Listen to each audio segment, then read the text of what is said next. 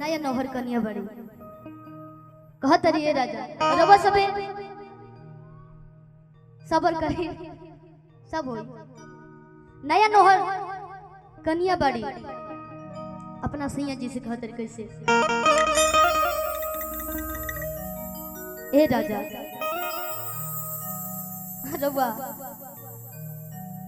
नीम के पेड़ लगा देंगे, अमरूद के पेड़ लगा देंगे, लेकिन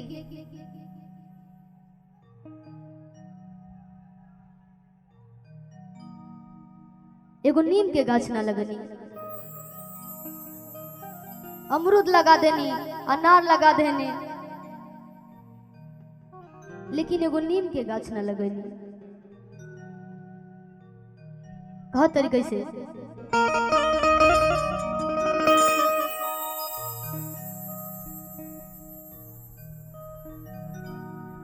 आरे अम्मा लगवला पिया हो कि महुआ रे लगवला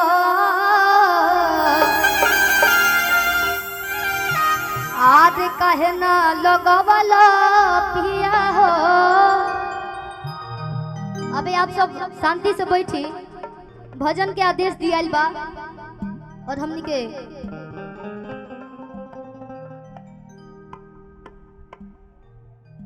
रबा सबे कुछ देर शांति रही।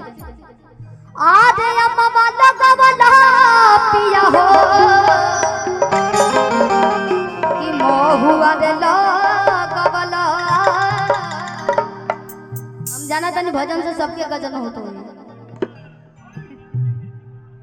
आज काहे ना लगवला पिया हो कि काहे ना लगवला पिया हो कि निमिया के गछिया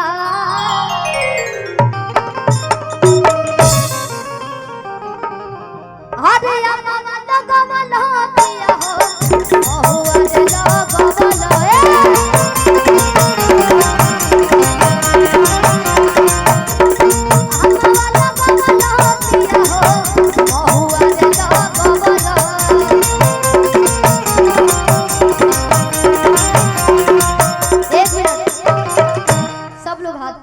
हाथ निकालिए और ईमानदारी से रोज सब ताली बजाए। कैमरा चलाओ मेरे वो सब हाथ नहीं के दिखात ना। आज काहे ना लगवला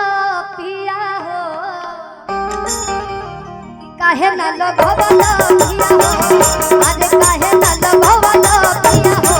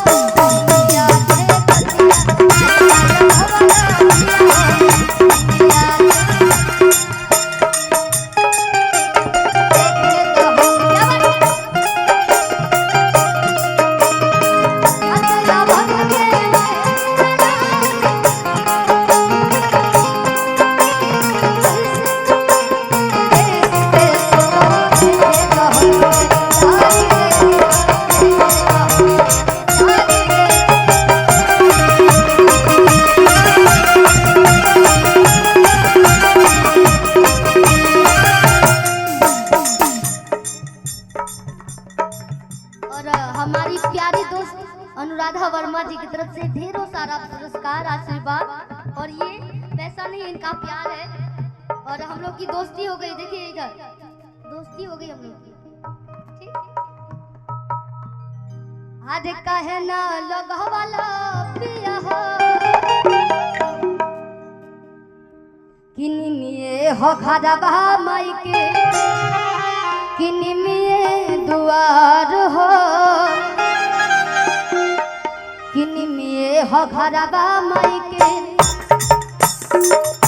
निमिये दुआरबा हो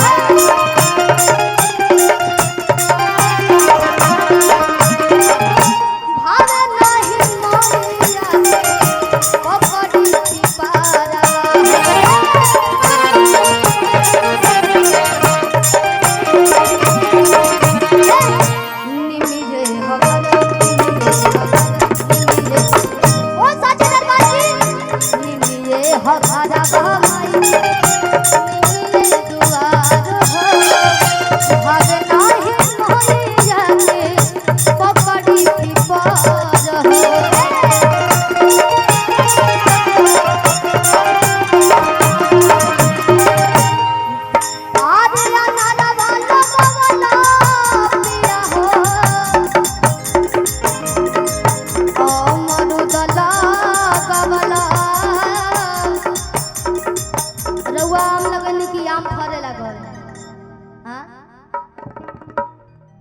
आम लगा देनी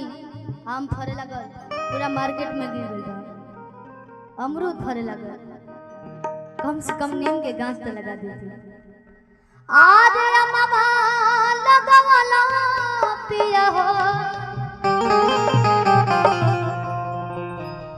कि महुआ रे लगवला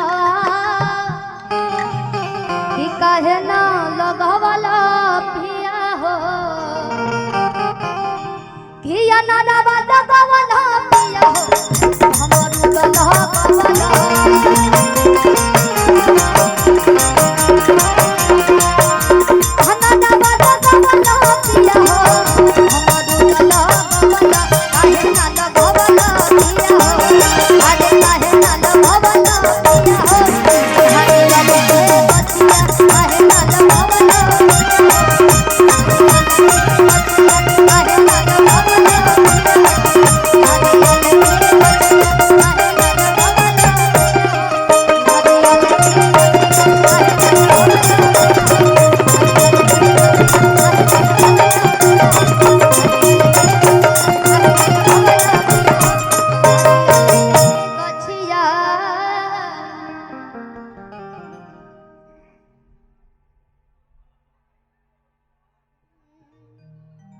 हेलो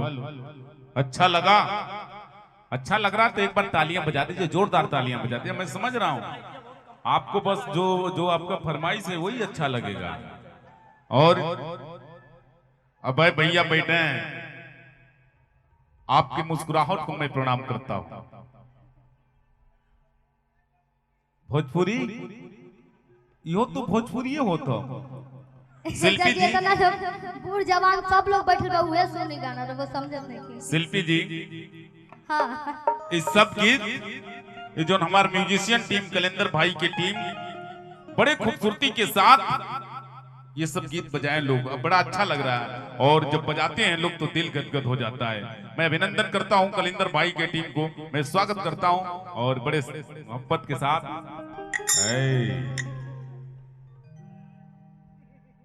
जरा वैष्णो माँ को याद करिए एक बार माँ मैहरों की तरफ हाथ उठाइए माँ मुंडेश्वरी आपको आशीर्वाद देना चाहती है जरा माँ तारा चंडी के चरणों में चलिए बाबा गोरखनाथ के दरबार के में चलिए और एक बार जोरदार तालियां बजाइए जोरदार तालियां बस एक गीत और आप सुनाइए तब तक अंकुश भाई की एंट्री और दोनों लोग जब साथ में गाएं तो और अच्छा लगेगा हेलो ठीक बना रवा सब सुना चले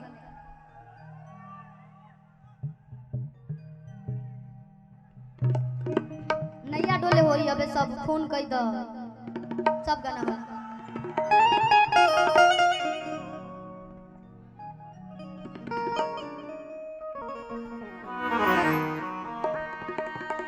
कि तो निजा जा पवन सुत आज तू चली जा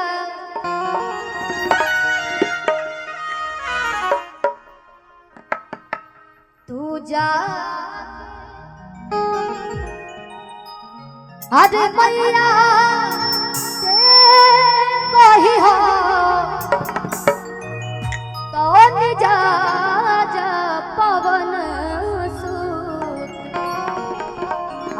तू चले जा हो कही हालो रहोई अरे मैया के कही हालो रहोई अरे मैया के बरसा के आंगन में आई हा तो जा जा पवन सो अरे तू चल जा कि तो जा जा पवन सो तू चल जा तो जा जा पवन सो तू चल जा जाके प्रभु जी से तू कही हा जाके प्रभु जी से तू कही हा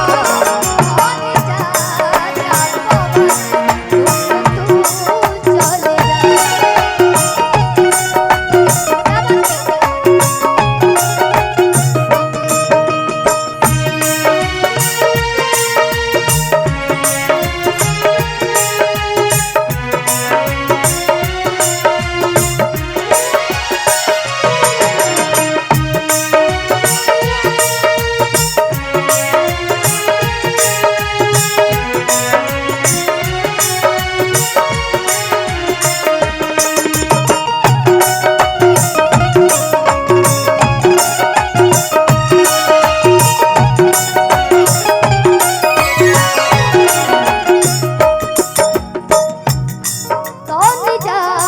जा पवन सो तू चल जा